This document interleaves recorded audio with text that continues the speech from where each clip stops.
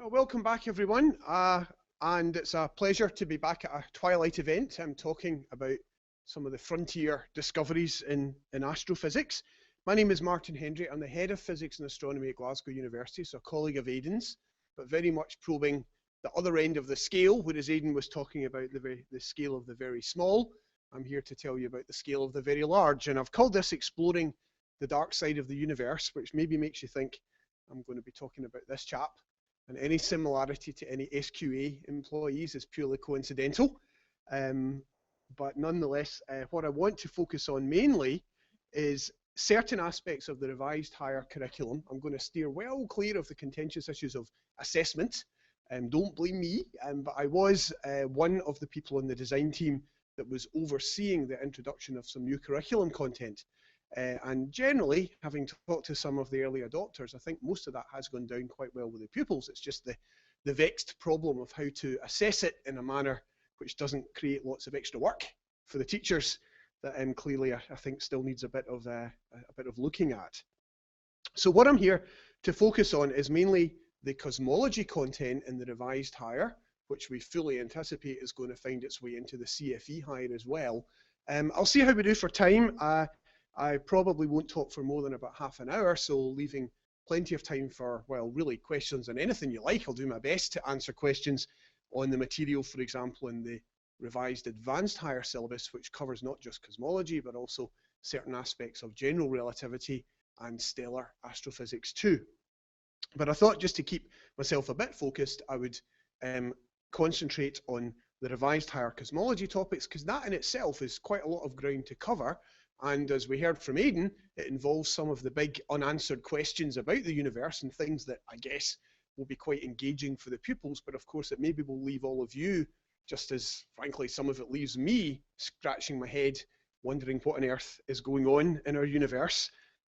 So I guess if it isn't a talk about Darth Vader, it's at least, in that sense, George Lucas got this part right. It's at least about what happened a long time ago in galaxies which are far, far away, because one of the ways in which we study our universe is by looking at very distant objects and taking advantage of the finite speed of light to use those faraway objects as a probe of what the universe was like a long time ago.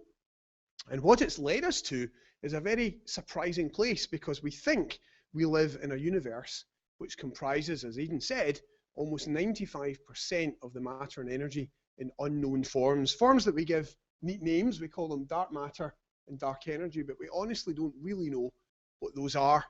And it means that if I look at the field of cosmology nowadays and compare it with how things were when I was a student myself in the mid-80s, then it's not just that we've found out new things, but we've found out things that we didn't even know we didn't know in the 1980s. So it really does echo the words of Donald Rumsfeld, not someone I ever thought I would be quoting on a regular basis, but his famous unknown unknowns quote is really quite apt for modern cosmology. There's a lot of things that we're now trying to find answers to that we didn't even know were a part of our picture of the universe back in the 80s and the early 90s. So as I said, I'm going to focus mainly on the Our Dynamic Universe topic, which covers the cosmology content. Don't worry, I'm not going to go through lots of national unit specifications, but I'm very happy afterwards, in terms of email discussions or via Sputnik, to help people with any aspect of, the detailed exposition that is there in those documents, and how exactly you cover the content in the middle column and how you involve some of the research context that cosmologists like myself are doing by way of bringing it all to life in the rightmost column. So let's begin by talking a bit about Hubble's law and the redshift of galaxies and the expansion of the universe. So the backstory here really begins in the early 20th century, when there was a big unanswered question back then, which was about the size of our universe. And I feel a little bit like Aidan, that this is a talk I've done a few times before, and therefore I should really apologize if you've heard all the jokes and the stories before, but some of them I do think are worth retelling, not just because hopefully you'll find them mildly amusing, but also because they are really quite apt metaphors for what we are trying to understand about our universe. And really, when it comes to this question of the nebulae, as we call them, these very elaborate spiral objects that were visible in the biggest telescopes of the day back in the early 20th century. But the key question we didn't have an answer to back then was just how far away are they? And that was crucial because it would determine whether they were small gas clouds within our Milky Way galaxy, or in fact much larger objects and also much further away, constituting essentially separate galaxies altogether, what was poetically known at the time as island universes. So if you want a good metaphor for this one, I think you need look no further than Father Ted. I like to describe this as the Father Dougal problem. There's that great episode. I hope I've got my sound turned on, but let's see if it works.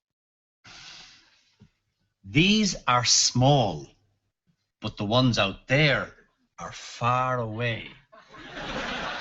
So only Dougal could fail to grasp the difference between a small plastic cow held nearby and a large real cow seen through the window of their caravan. But often in astronomy, that's exactly the problem we have. It really is quite hard to tell how far away things are. And the first real steps towards cracking that problem came about in the early 20th century, and they helped us to solve that mystery of whether the nebulae really were gas clouds within our galaxy or island universes. And a lot of the real progress happened when this man, Edwin Hubble, after whom the Space Telescope is named, started using a telescope of about the same size as the Hubble Space Telescope, called the Hooker reflector on Mount Wilson. This has got a main mirror of about 2.5 meters in diameter. Now, unlike the Hubble telescope that's out in space above the atmosphere, this one is in the foothills just outside of Pasadena. So nowadays it's pretty crummy as a place to do astronomy. This is the view from Mount Wilson nowadays. Look at all the light pollution in the Los Angeles area. But actually back in the 1920s, it was a pretty good place. Lots of clear nights, fairly dark skies, one of the best observatories around. And what Hubble was able to do from that Mount Wilson observatory was to observe some of the nearest nebulae and to devise a method to work out their distance. In fact, he was building on a technique that had been developed in the previous decade by Henrietta Leavitt, an astronomer working in Harvard, and she'd studied a particular type of star called a Cepheid variable, and we see a little cartoon here of two Cepheids. This is what we think a Cepheid is doing when it changes its brightness. That's why it's called a variable star, because it changes its brightness. And we think the reason for that change in brightness is because the star is actually pulsating. It's pulsating in and out.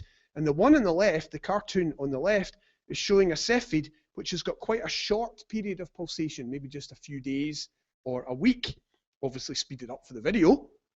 Whereas the one on the right is much more slow in its pulsation, more like several weeks or even months. And what you should also see, I hope, is that the one on the right that's got the long pulsation period also manages at the end of each outward pulse to reach a much larger radius and therefore will be much more luminous, because these are quite close to being black body radiators. So the Stefan Boltzmann law tells us that the luminosity will be proportional to the surface area. So if you make the radius a lot bigger, it's a lot more area of star to radiate. It's also dependent on temperature, and the Cepheid, while it pulses, does undergo a small change in temperature too. So all of this means that we can look at the pulsation cycle of a Cepheid and use it as a clever way to work out how far away that Cepheid star is. And that's what Hubble did, using Cepheids that he was able to track down in the Andromeda Nebula, as it was known then. And that made him realize that the Andromeda Nebula is actually a separate galaxy. It's completely outside the Milky Way. We now know it's about 2.5 million light years away. So the light that you can see when you go out and look at this for yourself just looks like a little smudge on the sky to the naked eye. You need a big telescope to start seeing the individual stars and to find the Cepheids. Even that's pretty hard work. It's indicated by the red arrows. But what Hubble had to do was painstakingly observe it night after night after night, and notice the changes in brightness, which this cartoon is sort of capturing as the star goes through its cycle. So how do you turn that into a distance? Well, it's like looking at a light bulb. If you know you're looking at a 1,000 watt light bulb, then you can gauge how far away it is by how bright it appears to be. And because of the inverse square law that determines how the brightness falls off with distance, if you're looking at, say, a 10 watt light bulb, that will appear just as bright as a 1,000 watt light bulb that's 10 times further away. So the work of Henrietta Leavitt helped people like Edwin Hubble to essentially associate with the period of a Cepheid what wattage of light bulb that corresponded to. And then that means you can look at even more distant Cepheids, you can measure their period, and you know you're looking at a, figuratively speaking, 1,000-watt light bulb or a 500-watt light bulb or a 100-watt light bulb, and then you compare that with how bright it appears to be, and you work out a distance. So this technique, we're talking about something that was done in the 1920s. That might seem all terribly old hat, but it's essentially the same method that we still use today, but we just use it on much, much more distant galaxies. I'll get to that in a few minutes. First of all, what did Hubble do? Well, he used this technique to work out the distance to a lot of galaxies in our nearby patch of the universe. And if this all works properly, yes, there we are. What we're doing is a little tour. This is real, Star Trek speeds here. We couldn't ever do this for real. We're flying through our own galaxy, passing a few familiar constellations along the way. And then we're going to zoom outside of our galaxy in a moment, and we will very shortly see that Andromeda Nebula, Andromeda Galaxy that Hubble observed, one of our nearest neighbours. It's just coming up in a second. So that's 2.5 million light years from the Milky Way. And then we'll fly on a bit further and end our journey at a large cluster of galaxies called the Virgo cluster. And those are about 60 million light years from the Earth. So Hubble was able to work out distances to galaxies in the Virgo cluster. We'll come back a little later on to the notion of galaxies joining together into clusters and what that all means. But in terms of measuring the distance, already it was giving us a sense that the universe was a whole lot bigger than we had previously thought. But as I'm sure most, if not all of you are well aware, Hubble didn't stop there. He also measured a quantity that we call the redshift, which he obtained by studying the spectrum of light from these faraway galaxies and observing that the absorption lines or emission lines that you can get in such a spectrum, that they generally seem to be shifted towards redder colours for one of these distant galaxies compared with what you would see in a laboratory down here on Earth. So these, for example, again, it's just a bit of a cartoon, but they're a bit like what you would expect to see for hydrogen. Absorption lines corresponding to a series of transitions in the hydrogen atom, but notice that they're all shifted to the left in the galaxy spectrum compared with a hydrogen lamp that you might have in your lab in school. Now, ironically, the Andromeda Galaxy that we talked about just a moment ago doesn't show this redshift. It's actually blue shifted because it's coming towards us and will merge with the Milky Way in a few billion years. No need to panic, it's not going to happen for a long time, but that will be a major event in our local patch of the universe in due course.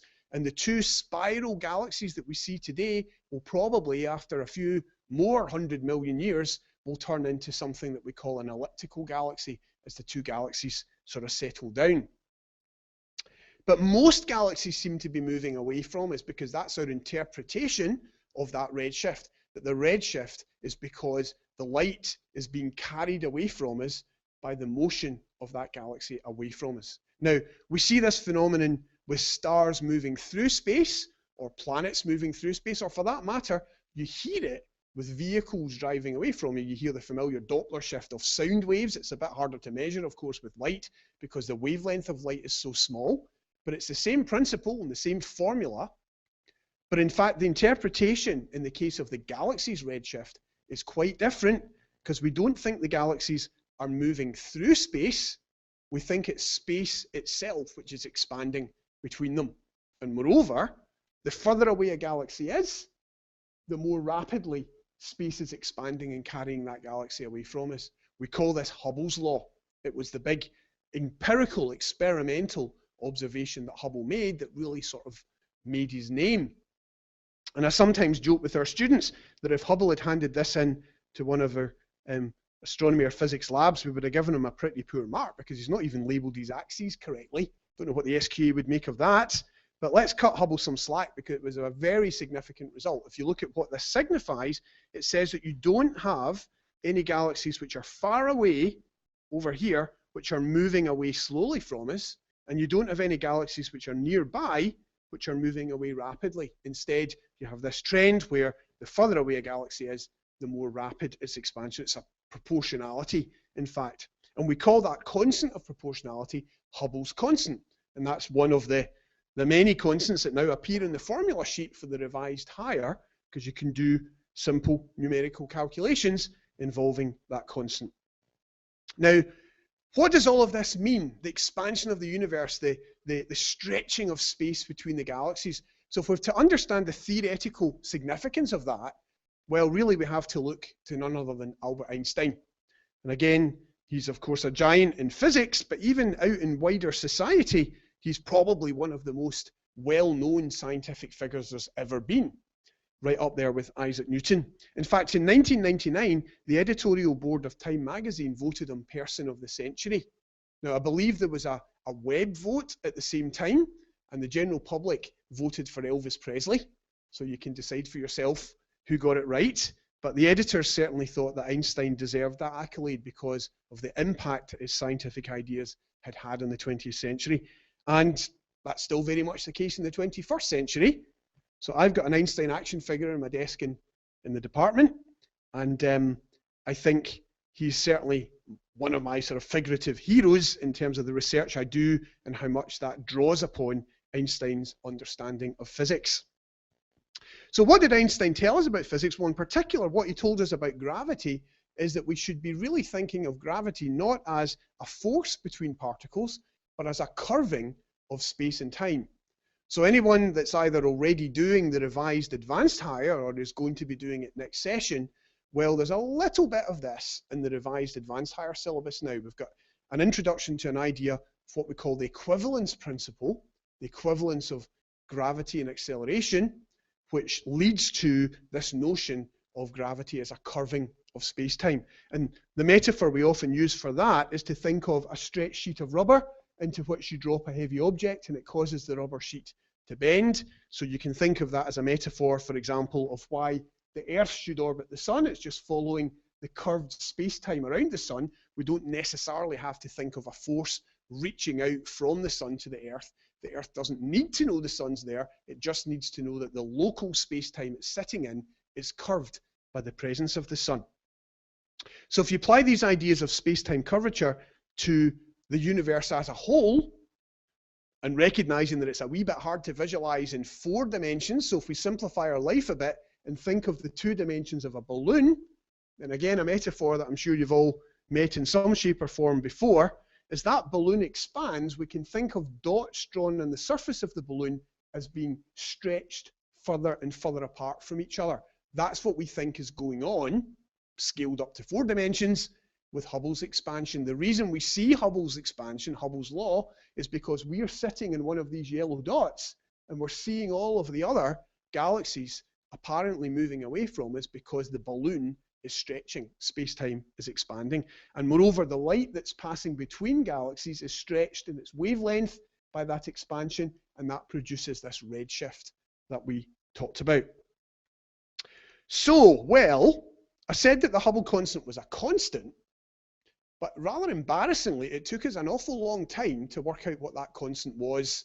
So here's a graph that looks a bit odd when we've got Hubble constant up the side. It's measured values of the Hubble constant from the 1920s through to the 1960s. And the units here, which aren't the units that are there in the SQA equation sheet, but basically the units are 1 over time. But the unit that astronomers normally use is kilometers per second per megaparsec. So megaparsec is a unit of length, kilometers is a unit of length, seconds a unit of time. So overall, that turns out to be 1 over time. So 1 over the Hubble constant you can think of as setting a kind of time scale for how old the universe is. So if the universe had really been expanding at a constant rate ever since it began, then that would be the age of the universe. It's really just using distance equals speed times time. But embarrassingly, the Hubble constant, even if it truly were constant, wasn't measured to be the same value over these decades. And that's really just because people kept getting it wrong. And it's a very good way to illustrate ideas about systematic error and statistical error, the difference between reducing an error by repeating an experiment lots of times and the more insidious systematic error where you've just messed up somehow. You know, you've measured your units in inches instead of centimeters, and you're always going to get the wrong answer until you fix that problem. So there was a whole bunch of such examples that contributed to these early values being way too high. And embarrassingly, what that also means is that you wind up with a universe which is way too young. But slowly but surely, by about the 1960s, we sorted some of those problems, and the Hubble constant had come down, and there was a bit of a dichotomy still. Some people thought it was about 100, maybe even 200. Other people thought it was about 50 in these units of kilometers per second per megaparsec. So why was it so hard to determine the value of the Hubble constant? Well, you know, this is a little bit beyond what's there in the syllabus for the revised higher, but it might be of interest, and certainly, as I said, it's a good way to get students to think about how would you actually measure something like this. What you've got to do is you've got to measure a recession velocity that you get from the redshift, and you've got to measure a distance. And if you get one or both of those wrong, then you're going to get the wrong slope for the relationship. And the thing is, although theory says it should be a nice straight line, the kind of data that people actually get looks a bit more like this.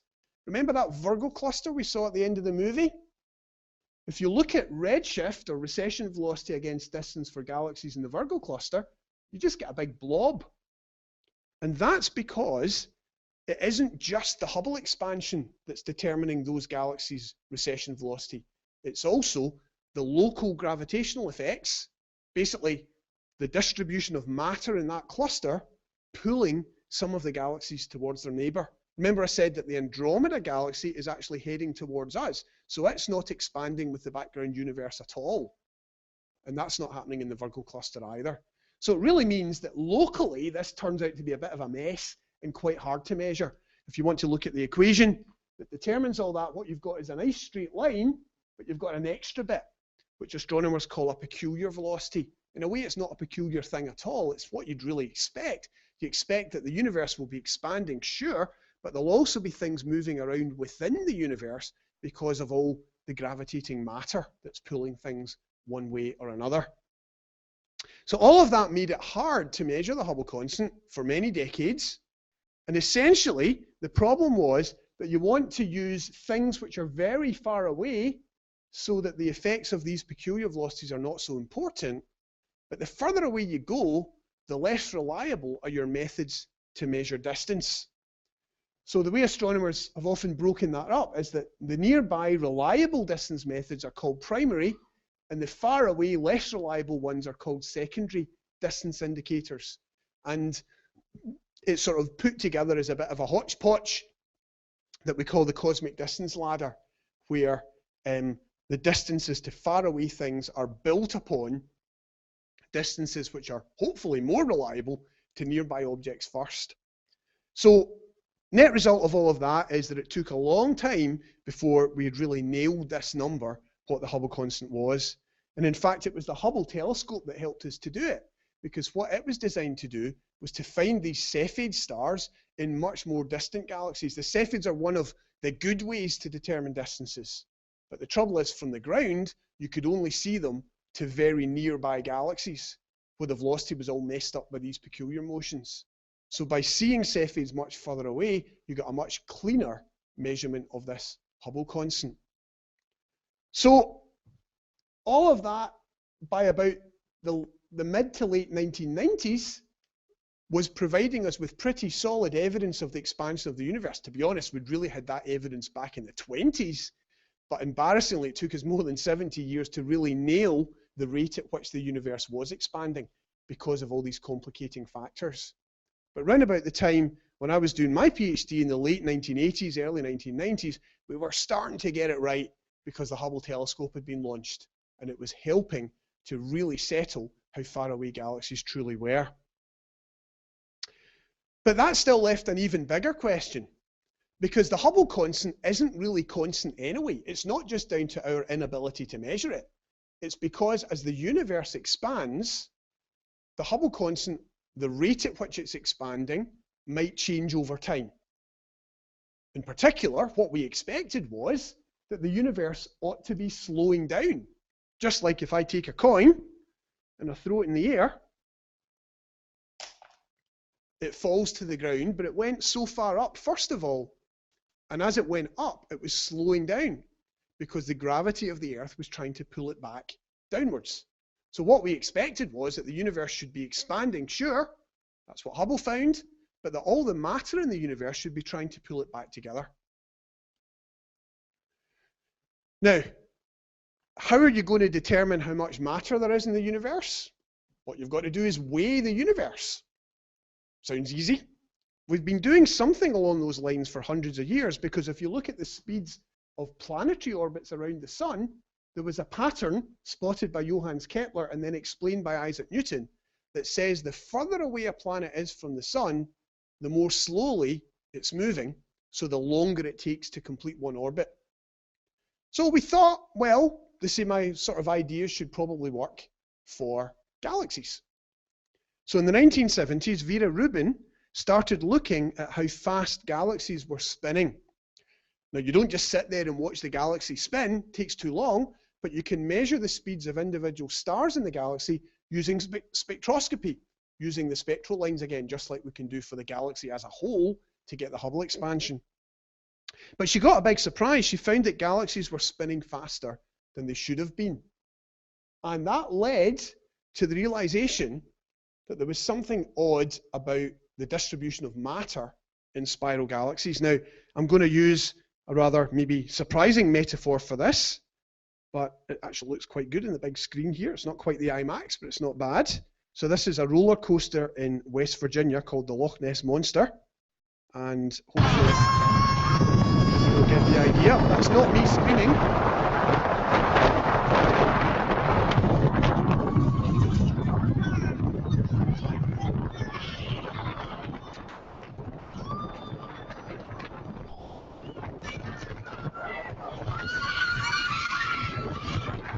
Hopefully people don't feel too nauseous after that. But what you saw right at the end was the roller coaster doing a loop-the-loop. And well, of course, they're not going to let you go in the roller coaster and do a loop-the-loop unless you're strapped in. But technically, as all good physicists would know, and of course I could demonstrate it with the old rotating bucket trick as well, if you're moving fast enough around the loop, you wouldn't need to be strapped in. So what's that got to do with spiral galaxies? Well, the thing is, remember, Vera Rubin observed that they were spinning faster than she expected. Now, the way that you would make a roller coaster truck go faster around a loop is by starting it from higher up.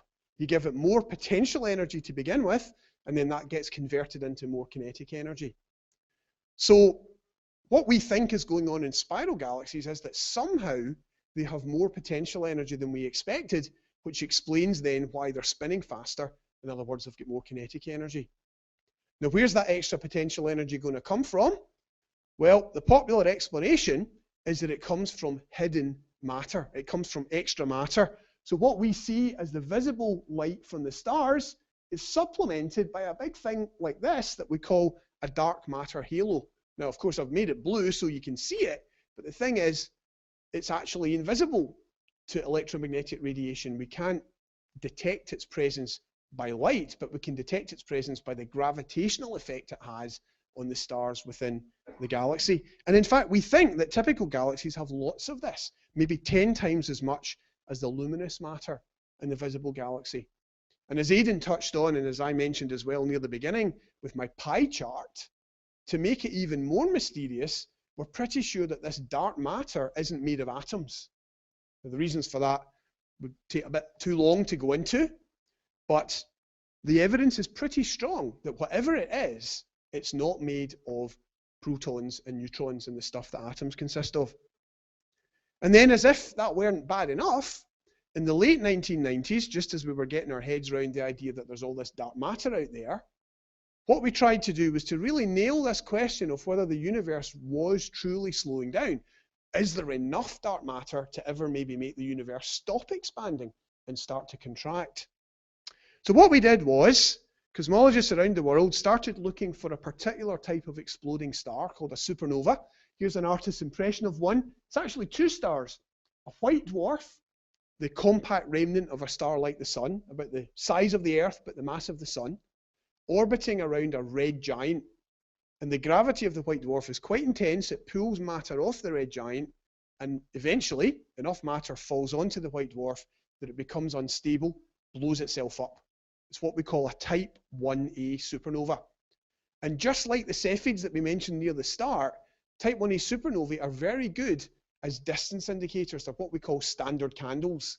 You can associate with them a particular number of watts. It's a lot more than 1,000, but it's the same principle as the light bulbs. The further away they are, the fainter they will appear. And that allowed us to make a diagram a bit like Hubble's original one, but that was down here, the straight line part. What we did in this diagram in the 90s was extend it way out, much, much further away, and plot redshift against distance. And essentially what we were looking for was evidence that it curved over. And the amount of the curve would tell you whether there really was enough slowing down to suggest that the universe might even stop expanding in the future. We got a big shock, because instead of it slowing down, we discovered the universe was actually speeding up.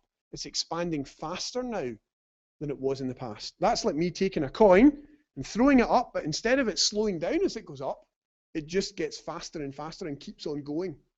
That would be weird, but that's what we think the universe is doing. And we don't really know why, but the Nobel Prize Committee still saw fit in 2011 to award the prize to these three chaps for the discovery of that accelerated expansion. And we call the source of this accelerated expansion dark energy. You can almost think of it like anti-gravity. That really does sound like something out of Star Wars, but we honestly don't really know what dark energy is. We think it's possibly associated with something to do with the vacuum of empty space, but the trouble is that leads you into some quite weird theoretical predictions, which are very, very different from what we actually observe, and has led some people to speculate that maybe actually there are multiple universes out there. What we call the anthropic principle dictates what our universe has to be like in order that we can even be here to be observing it. I don't know if I like all that, because, you know, why invoke the existence of all these other universes to explain the weirdness of the one we know does exist? It's all very fascinating stuff, but I'm not even sure if it's science, or, you know, to adapt a Star Trek phrase, it's science, but not as we know it. So where all of this has led us is to a very strange place, where not only is our universe weird, but it maybe is implying that there's other universes out there too, in order to explain the weirdness of the one we do live in.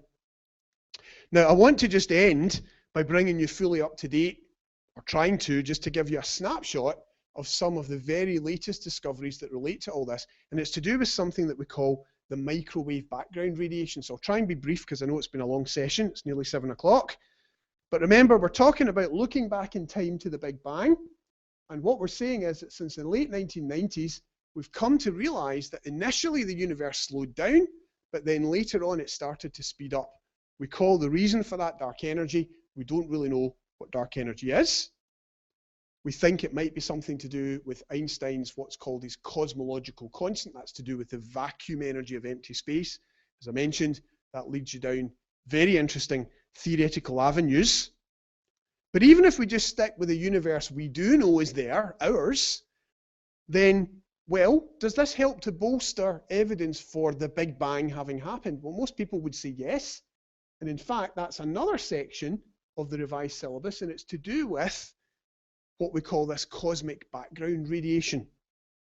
So what that is all about is like looking into a fog. This isn't a metaphor for our poor understanding of the early universe, although until quite recently that was probably true.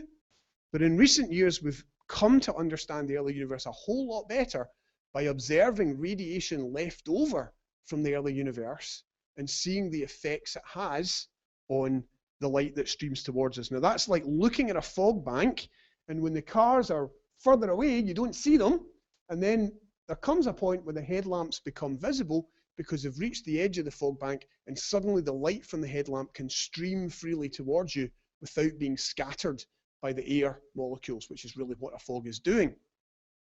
So the cosmic fog I'm talking about is from long, long ago, before there even were any galaxies. And it's when the universe was so hot, because it was a lot smaller back then, so it was hotter too, that neutral hydrogen couldn't exist. So that meant you had protons and you had electrons. And electrons are very good when they're free on their own to scatter light. It's a process we call Thomson scattering.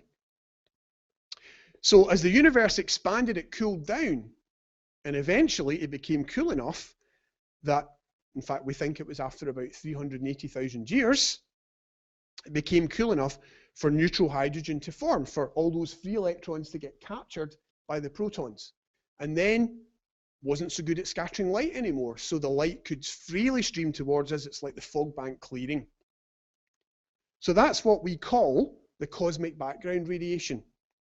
And back in the 1950s and 60s, it was predicted theoretically, as our understanding of the hot Big Bang improved theoretically, but no one had observed it. And then these two chaps, Penzias and Wilson, came along and almost by accident stumbled across it. It was in the microwave part of the spectrum, and it was like excess hiss in the radio transmitter, which they couldn't explain, and it seemed to be coming from all directions. So Robert Dickey and Jim Peebles at the Institute for Advanced Study in Princeton were just in the process of trying to come up with a proposal to build an experiment to try and detect this, and then they got wind that these guys had actually found it.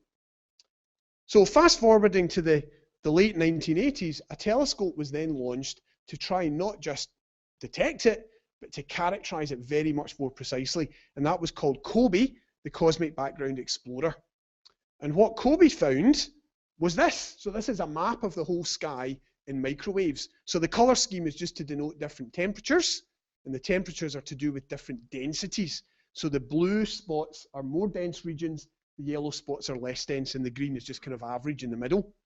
Now the variations in temperature that you see there are only about 100,000th of a degree. So the universe was almost perfectly smooth back then. But those little variations are still important. Now they look a bit blurry. They look a bit like what you do if I take my glasses off. I can still tell that you're all there, but I can't maybe make out the fine details as well as I could when I put my glasses on. So what we needed to do was to build better instruments that could sharpen the detail and work out just how hot the universe was in different directions. Now, before we get to that, let me just say a bit more about this map and how it's made. Well, again, think of a map of the Earth. You take the round globe of the Earth and you flatten it into an oval. That's what we're looking at here. So imagine wrapping this thing round your head. And, well, the reason this is also important is that we think that those variations in temperature and density way back then eventually gave rise to the galaxies and clusters that we see today, just under the influence of gravity pulling things together. So a lot of what we've been doing since this radiation was discovered is to try to understand how it gets from looking like that to looking like this. Now that's partly done by observing the universe, but it's also partly done by simulating the universe on a computer and changing the recipe, the ingredients you start with, and seeing if you get something that looks right. So you might have seen on the BBC website just yesterday one of the latest such examples of a big computer simulation that tries to mimic the real universe. And this is a group who've just published the results in Nature. So you can have a look at that if you want. I think there was a link put on Sputnik just earlier today.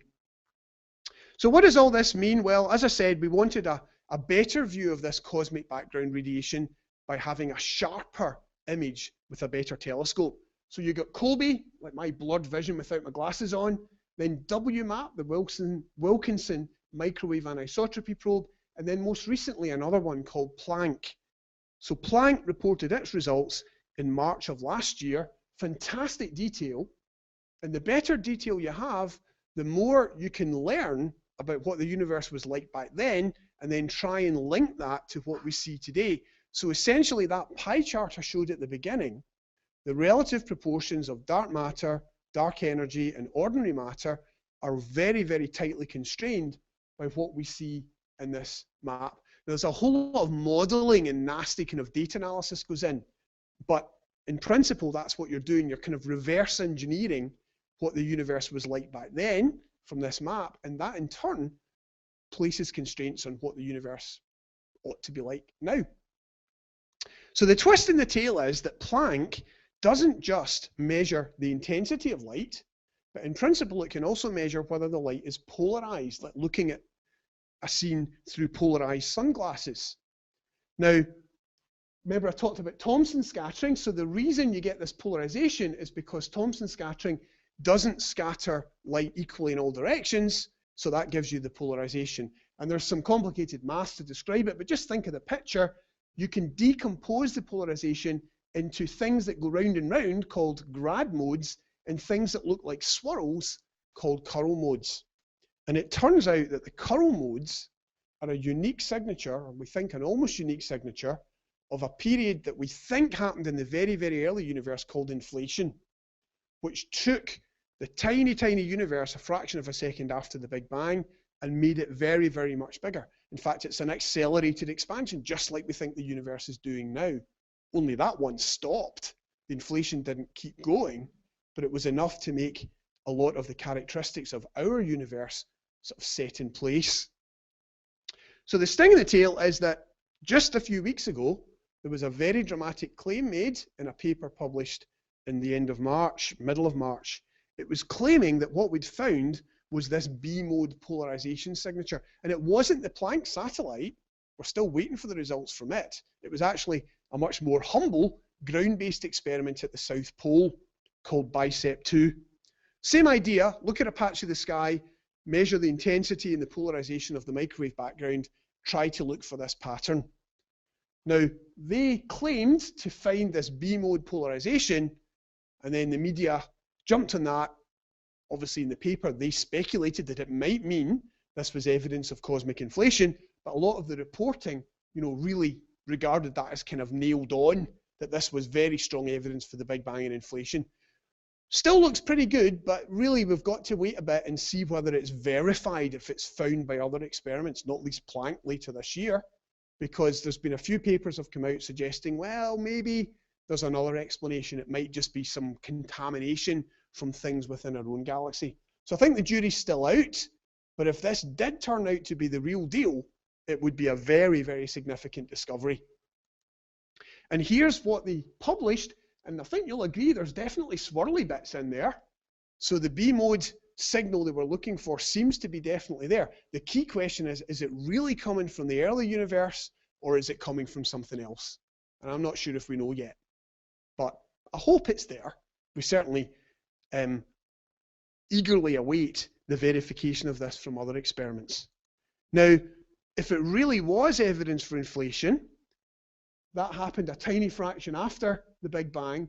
The idea that you're probing what happened a millionth of a second after the Big Bang is really quite something.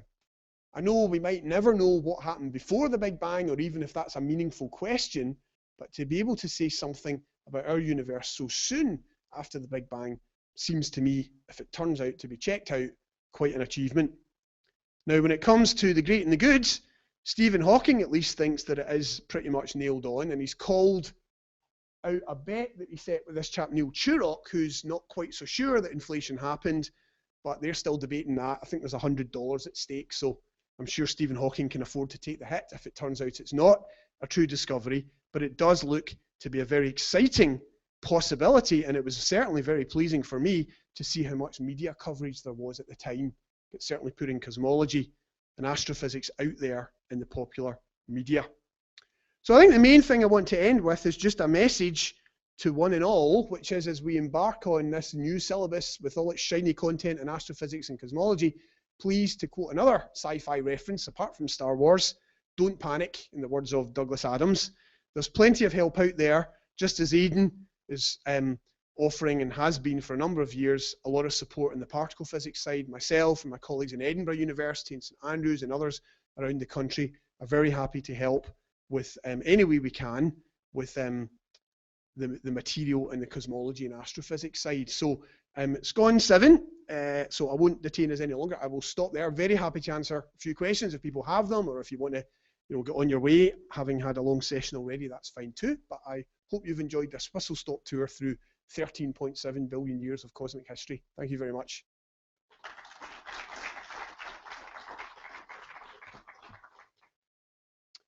So does anyone have any questions? I should say that just as Aidan has, I'll make these slides available on SPTR. So anyone out there watching it on streaming, we'll make sure you've got access to the slides as well. Yeah. I did, yeah. Sure. That is an excellent question, but again, I'll try and be as brief as I can, but actually it's quite a complicated answer. One of the reasons that inflation, if it did happen, is a very important part of the story is that if you look at this map of the microwave background, then one of these little patches here, just about half a degree across, constitutes what we call the horizon of the universe back then. So in other words, you know, because this was only 380,000 years after the Big Bang, there'd only been enough time for patches of the universe on that kind of size, half a degree across, to have influenced each other. So one of the reasons that inflation might be important is that it provides a way to understand why different sides of the sky look more or less the same. Okay, they are a bit different, you know, a tiny fraction of a degree, but they're still broadly of the same temperature. So inflation provides a way to smooth the universe out, and then gravity takes over when inflation stops and makes it all lumpy again. So if you look on a particular angular scale, but it's got to be really, really small angular scales, then there is indeed a correlation between galaxy structures and the structure in the microwave background. But the thing is, you wouldn't really see it by eye because it's angular scales, which actually Kobe didn't really probe. It wasn't good enough. As I said, it was like me taking my glasses off. I can barely tell how many people there are. If I want to start working out what people are wearing and things like that, then I need better vision. And that's what we got with Planck.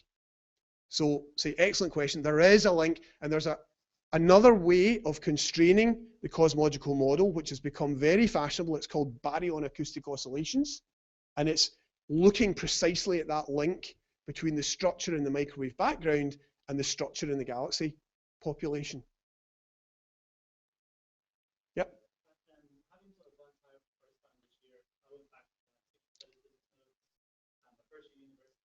Yep. Mm-hmm. Yep. Yes, I do. There's several out there that I think would be good.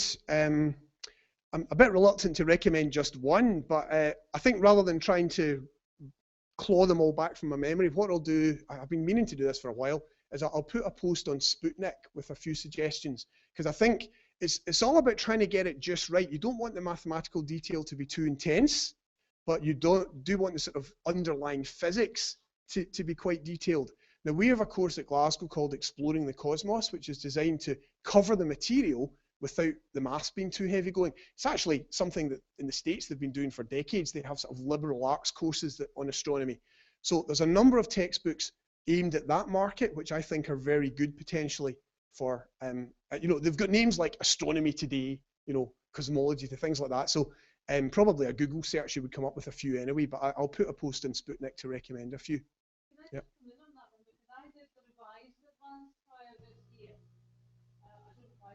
Having done the proper advanced higher for 100 years, and I did the revised advanced higher. Now, I'm a veteran academy, and I've never had more than 19 ever.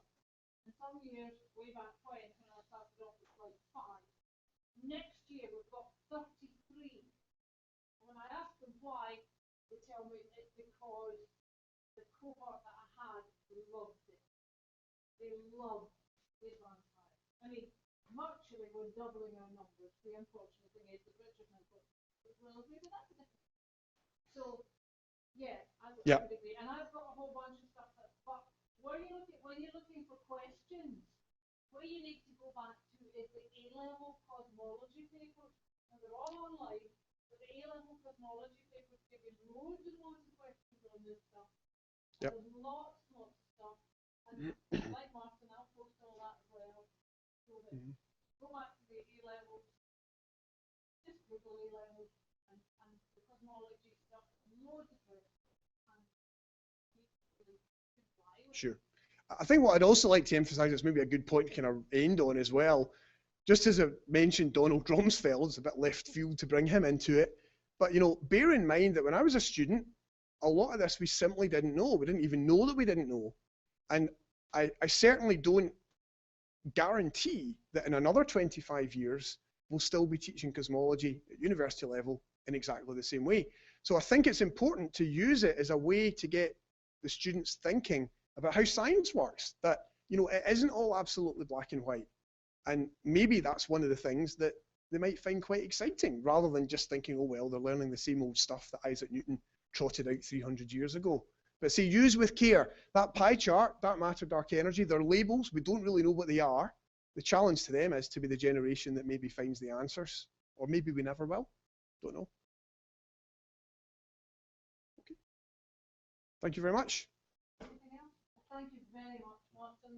I have Martin in Inverness, and we're determined to bring him back. And I have to say, the twilight stuff we've been doing at Science Centre, we're kind of drifted away from that, but it's nice to see you all here, and I think we should.